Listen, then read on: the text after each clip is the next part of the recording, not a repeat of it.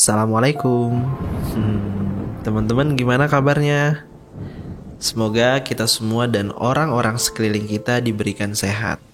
Namun jika ada yang sedang tertimpa cobaan sakit, semoga bisa diberi sembuh dan bisa beraktivitas seperti biasa lagi. Amin ya rabbal alamin. By the way, terima kasih. Alhamdulillah jazakumullahu khairo udah mau ngeklik konten ini lagi, ngeluangin waktunya lagi buat dengerin aku bercerita. Dan aku juga pengen ngasih tahu buat yang selalu meninggalkan komen di kontenku, walaupun aku gak sempat balas semua, tapi aku selalu ngeluangin waktu buat baca-bacain tanggapan-tanggapan kalian. Makasih loh udah ngerepotin. Aku bisa make sure ke kalian di konten teman tidur yang ke-20 ini bahwasannya nggak ada balasan yang sebanding ketimbang konten ini berdampak buat para pendengarnya. Yang mana dengan itu aku bisa dapat kiriman pahala dari kalian. Serius, mau ada iklannya terus ada duitnya, percaya sama aku, itu nggak ada apa-apanya dibanding komentar sesederhana ucapan terima kasih. Sebab konten yang aku buat bisa berdampak pada kalian. Aku ngaktifin AdSense karena ada peluangnya, tapi bukan itu tujuannya. Andai aku gila angka, gila duit, aku udah pamerin jumlah subscriber aku. Aku selalu sematkan kata like, comment, subscribe di setiap kontenku. Enggak. Aku nggak gitu. Aku pengen semua lahir natural. Kamu subscribe aku karena kamu ingin dapat update kontenku. Kamu kasih like karena kamu suka. Kamu dislike karena kamu nggak suka. Kamu share karena kamu ingin konten ini tersebar. Kamu komen karena ada yang ingin kamu komentari atau sampaikan. Aku pengen semua berjalan tanpa paksaan. Dan semua yang keluar dari hati, insya Allah akan sampai ke hati. Oke, langsung aja ya. Mari kita masuk ke konten teman tidur kali ini. Yang tadi aku buka dengan pertanyaan mengenai kabarmu dan juga keadaanmu sekarang. Kenapa? Makin kesini aku melihat banyak sekali orang yang mulai hopeless dengan keadaan yang menimpa dirinya. Kenapa sih hidup gue begini amat? Kenapa gak seindah mereka? Kenapa gue kok jalannya seperti ini? Kenapa hidup yang gue tempuh seperti ini? Kenapa, dan kenapa? Konten teman tidur kemarin yang berisikan ajakan untuk jangan suudzon sama Allah ternyata belum cukup. Ternyata justru menimbulkan pertanyaan baru. Gimana sih Jo bisa membangun rasa husnuzon kepada Allah? Gimana cara merubah mindset kita sehingga kita mudah percaya bahwa apa yang Allah berikan ini adalah yang terbaik? Gimana Jo? Sebenarnya pertanyaan ini aku ingin jawab dengan pertanyaan lagi. Kenapa kamu bisa sesusah itu percaya sama Allah? Kenapa? Kenapa sulit bagi logis dan hatimu untuk membayangkan dan percaya bahwa semua adalah rencananya? Coba deh aku tanya. Kamu pernah gak sih naik pesawat yang terbang tuh? Ciur. Pernah gak sih? Insya Allah udah lah ya. Buat yang belum pernah, aku kasih tahu nih. Naik pesawat itu beda kayak naik angkutan umum lainnya. Naik pesawat itu naik angkutan yang kita sendiri gak tahu seperti apa orang yang akan mengangkut kita, ya kan? Ya gak sih? Kalau naik bajai kita bisa lihat tuh abang-abangnya, anduk-anduk di lehernya kita bisa lihat tuh. Dan angkot juga bisa kita lihat pas lagi bayar. Naik ojek apalagi, kita malah bisa nempel sama abangnya. Dia pakai jaket lembab tapi disemprot minyak wangi juga bisa kecium. Kita bisa lihat siapa orang yang akan mengangkut kita. Tapi kalau naik pesawat, pas kita naik pernah lihat pilotnya kayak apa? Seperti apa mukanya? Anak mana? Dari keluarga baik-baik apa enggak? Kita cuma dikasih tahu namanya. Padahal sejatinya keselamatan kita di pesawat itu di dalam kendali dia loh. Pernah gak terlintas di otak kamu mikirin keadaan pilotnya? Ini pilotnya ngantuk gak ya? Udah makan apa belum ya? Ada masalah gak ya dia sama istrinya? Ada problem gak ya dia sama anaknya? Enggak kan? Kita duduk di pesawat dengan tenang. Bahkan sempat-sempatnya liatin pramugari yang cantik-cantik, pramugara yang ganteng-ganteng, sempat-sempatnya buat selfie, moto-moto jendela, I love 3000.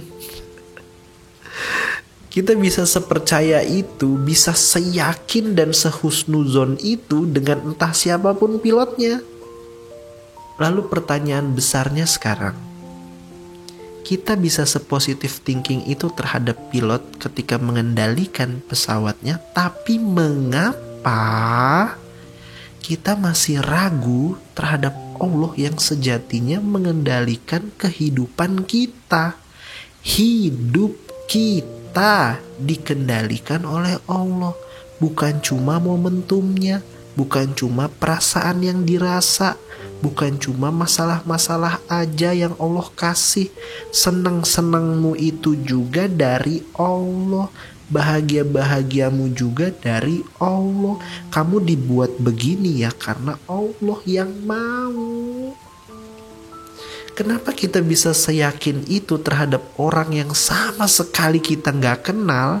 Kita bisa percaya bahwasannya dia akan ngebawa kita ke tujuan dengan aman dan selamat. Tapi kok bisa-bisanya kita meragukan rencana Allah? Bisa-bisanya kita suuzon terhadap Allah, bilang Allah gak adil, gak sayang sama hambanya. Wow.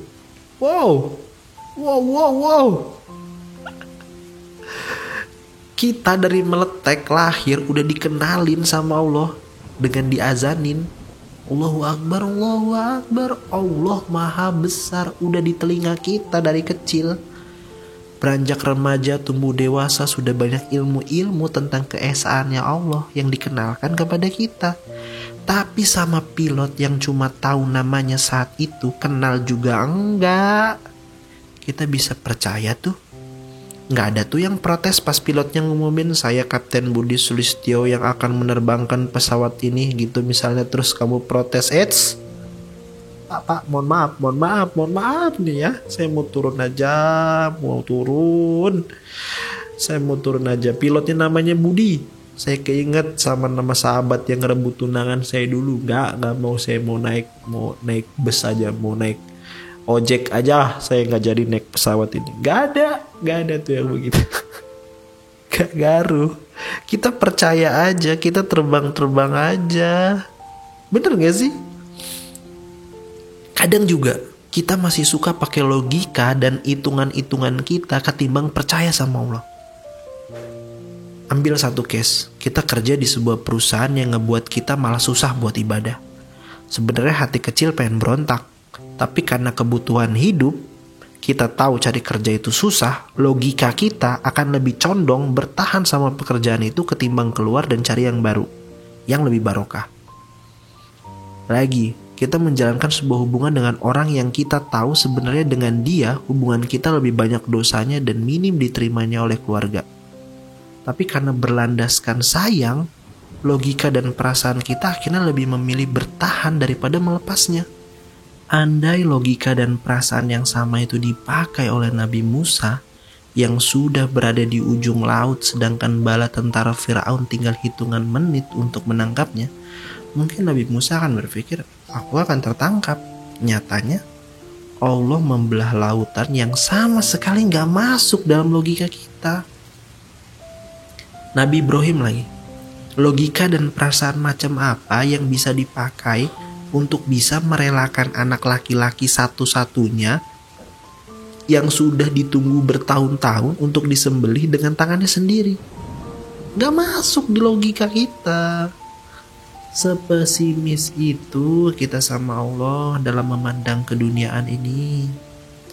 Masih mikir kalau gue resign, ya gue gak bakal punya kerjaan dan gue bakal sulit buat makan.